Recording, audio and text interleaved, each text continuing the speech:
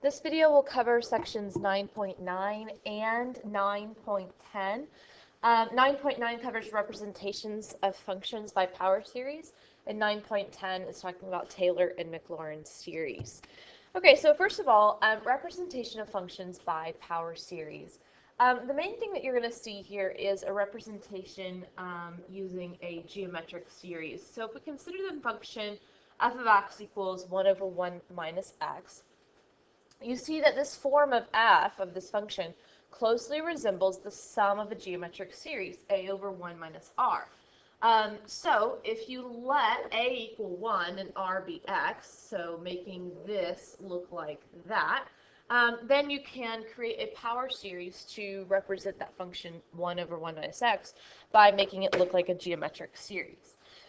So if you let a be 1 and r be x, then the series, if you're centered at 0, will look like this. So the geometric series a times r to the n, you have 1 times r as x to the nth power. Now, when we talked about geometric series, we talked about when they converge or diverge. So a geometric series means you're multiplying by the same ratio over and over again. So if that ratio is less than 1, then you're going to converge. Now, also remember that with a geometric series, if the ratio is actually equal to 1, that is 1 to the nth power, so you're adding 1 plus 1 plus 1 plus 1, that's divergent. When you have the geometric series, you really only care about that ratio, in this case x, being the absolute value of that being less than 1. Now, when we did the regular power series convergence, we did the ratio test, and then if we got the absolute value of x being less than 1, we would have to test at the endpoints, that is from -1 and 1. So you can think of it as being from -1 to 1. However, if this power series resembles a geometric series, then we automatically know that it's not going to converge at the endpoints. Okay, so again, since this is a geometric series, or a geometric power series, we do not have to check the endpoints. We also don't have to do the ratio test because we just know that that ratio, whatever's to the nth power, needs to be, the absolute value needs to be less than 1. Okay, so that was a fairly easy one, 1 over 1 minus x. So the function, the series that represents that function will converge between -1 and 1. All right, so let's look at some different functions that look kind of like that, but a little different so that we have to make them look like that a over 1 minus r. So this first one, find a power series for 4 over x plus 2. Now, we want to, remember, we want to look like a over 1 minus r, and the key piece is that 1 minus. That has to be 1 minus. And so notice here that we have 4 over x plus 2. We want it to be 1 minus, so we're going to have to rewrite this in such a way that we can get that 1 first. The first thing that I would do to rewrite this is to go ahead and just switch the 2 and the x, okay, so that we get the x being on the right side. All right, so now we want to make that 2 into a 1. The easiest way to do that for now is to divide everything through by 2. So if I divide everything through by 2, then you will get 2 over 1 plus x over 2. Okay, so we're getting closer to the format that we want. And then obviously if you're adding 1 plus x over 2, then you can simply change that to 1 minus the negative of x over 2. Okay, so that is a way to rewrite that function 4 over x plus 2. Okay, so I'm going to kind of clean this up a little bit, and then we'll talk about finding the series. Okay, so there that is cleaned up, and so remember we want to write this as a geometric power series. So a here would be the 2, and then the r would be the negative x over 2. So this series would look like, we would start at 0 to infinity. This series would be 2 times the negative x over 2 to the nth power. So then if I want to find the interval of convergence, then you want the absolute value of that negative x over 2 to be less than 1. Or in other words, if you take away the absolute value, x would be between -2 and 2. And again, since it's a geometric series, we do not have to include the -2 and 2. All right, last one. So find a power series for just 1 over x. Now this time we don't even have a constant in the denominator. So if we want, and notice that it does say that it's centered at 1. So remember, to be centered at 1, you would have to have this x minus 1 instead of just x. So we want to have x minus 1 in the denominator. Sorry, we don't need the x minus 1 in the denominator. When we write the series, we need to see the x minus 1 in the series. Okay, so if I want to create that 1 minus, remember we have to make it look like a over 1 minus r, then I need to rewrite this. And so instead of just, I can't divide by something like I did in number 1, I'm just going to go ahead and add 0, basically. So in the denominator, I'm going to have 1 minus 1 plus x. So that is the same thing as 1 over x. And so if I want this 1 minus, now notice I'm not subtracting. I have to subtract an entire expression. So I'm going to rewrite this as 1 over 1 minus. And then when I subtract out that negative, you'll get a 1 minus x here.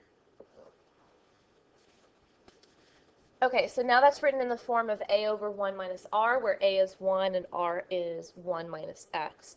Okay, so now when I write the series as this sits, we have the sum of a1 times r to the n. So that's 1 minus x to the n.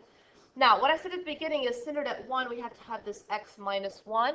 And notice we have 1 minus x. Now, that's a really easy fix. So if you want to write this as centered at 1, then what you can do is you can factor out a negative to get negative of x minus 1 to the nth.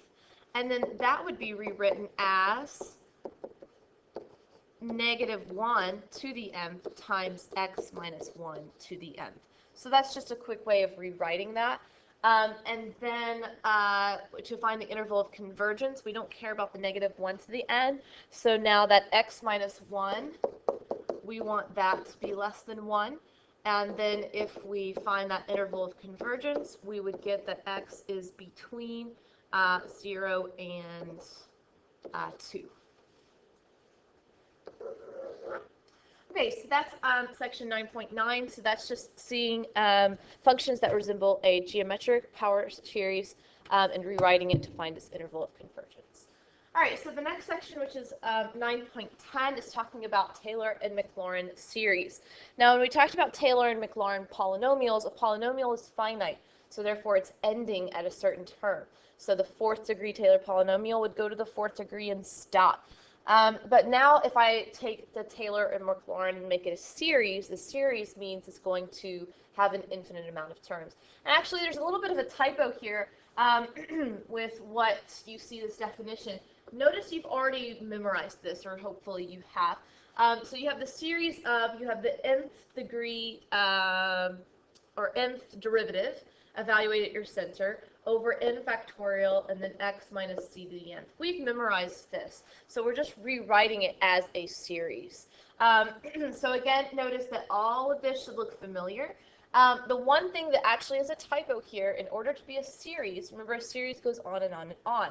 If I just stop at the nth term, which this is showing it stopping at the nth term, that is not actually representing a series. So if you will, go ahead and put after the nth term, put a plus dot dot dot. You have to show that ellipsis there to show that this is continuing on and on and on. It's not stopping at an nth term.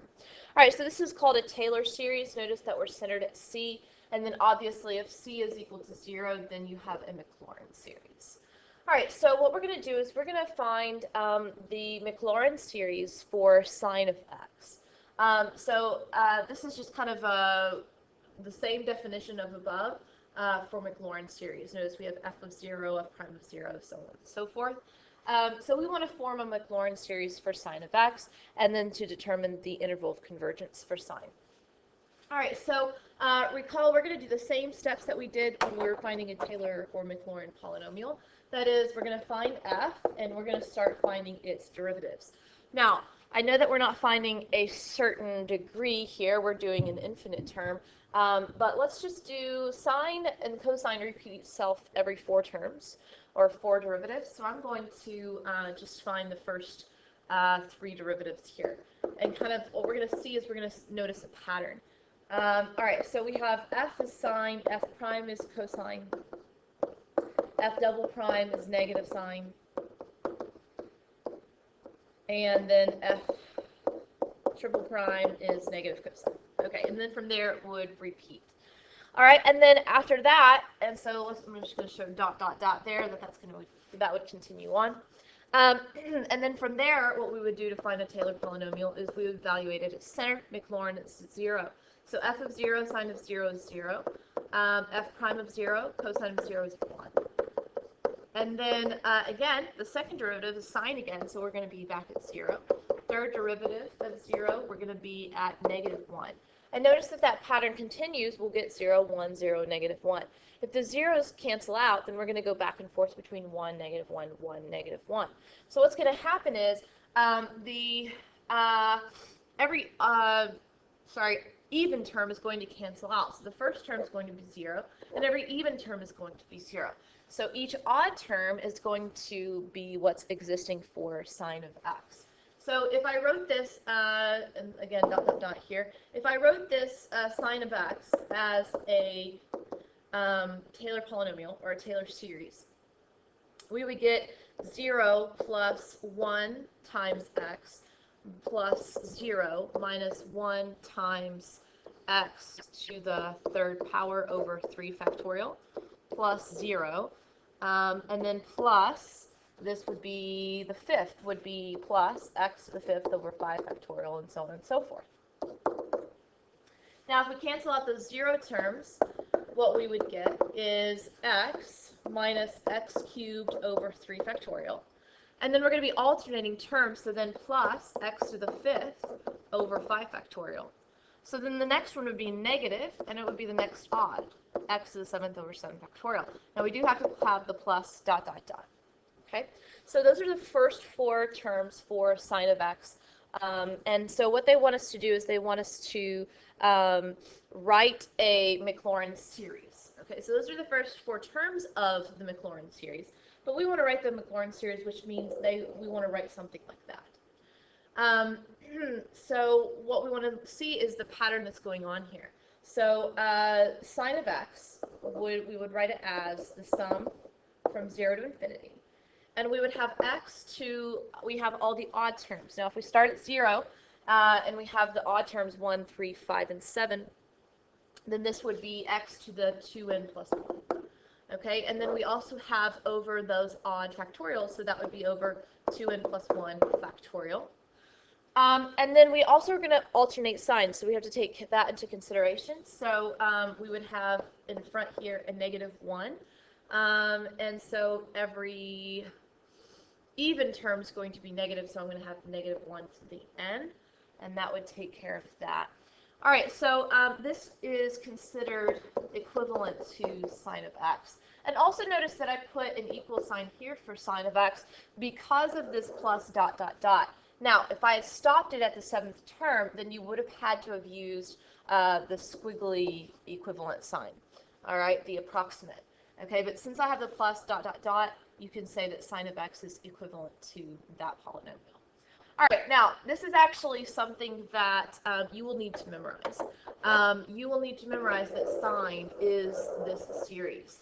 Now, I typically do not memorize this so much because that's a little bit more difficult to memorize.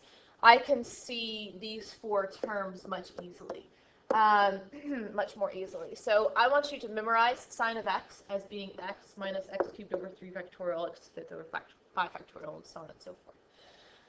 Also, there's a couple others that I want you to memorize. So down at the bottom of your paper, I want you to write these down really quickly. So cosine of x, I want you to memorize. But if you get cosine, you can actually get cosine. Because going back to the derivatives, notice that every other one's going to be 0. Well, for cosine, it'll be the opposite terms. It'll be 0. So whereas sine is the odd terms, cosine is going to be the even. So cosine is going to be 1 minus x squared over 2 factorial plus x to the 4th over 4 factorial minus x to the 6th, and so on and so forth. Okay, so I need you to memorize that. And then e to the x is going to be equal to, this is another one I want you to memorize, 1 plus x squared over 2 factorial plus x cubed over 3 factorial, and so on and so forth. So notice that all of these have a very similar pattern to them. So whereas sine and cosine are the odd and even alternating terms, if you look at e to the x, it's like sine and cosine together, but they're all positive. And then the last one that I want you to memorize is actually 1 over 1 minus x, which we looked at before. And that's going to be 1 plus x squared plus x cubed, and so on and so forth. So we don't have the divided by the factorial there. Okay, so these plus sine are all Maclaurin series, or actually, sorry, no, yeah, they're all Maclaurin series that I want you to memorize. And one other thing that I want to mention is they asked to find the interval of convergence. So the interval of convergence for sine, I'm not going to go through the whole ratio test for you, but the interval of convergence, or rather the radius of convergence for sine, is infinity. And also the radius of convergence for cosine is infinity. E to the x is infinity. And 1 over 1 minus x, we already found that interval of convergence is the absolute value of x is less than 1. Okay?